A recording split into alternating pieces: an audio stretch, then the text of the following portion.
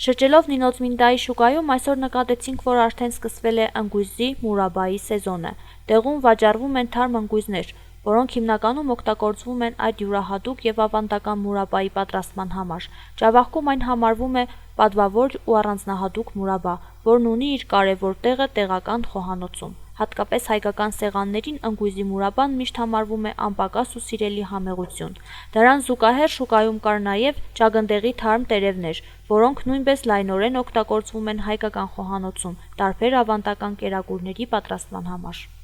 Ասպինձის რაიონის სოფელ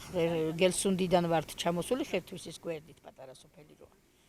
Մենք եկել ենք Ասպինձայի շրջանից Գելսունդա գյուղից, որը գտնվում է Խերթվիսի կողքին, փոքր գյուղ է։ Ես ունեմ ընտանեկան տնտեսություն, թութ, ճագնդեղ եւ ընկույզ։ Այս ամենը մեր ընտանիքինն է։ Ճագնդեղը շատ օգտակար է առողջության համար, իսկ ընկույզը նույնպես լավ է հատկապես արյան ճնշման համար։ Ճագնդեղից պատրաստում են տարբեր ուտեստներ եւ սնունդ, ընկույզից մուրաբա, իսկ թութից պատրաստում են մուրաբա, հյութ, քացախ եւ նաեւ օղի։ Ես այսօր էլ եմ աշխատում, երեկել էի, վաղն էլ եմ ուզում աշխատել, որպեսզի կարողանամ պահել իմ ընտանիքը։ Ես ոչ թոշակ ունեմ, ոչ էլ աշխատավարձ, պետք է շուկա դուրս բերեմ իմ ապրանքը, որպեսզի կարողանամ գնել դեղորայք եւ սնունդ ընտանիքիս համար։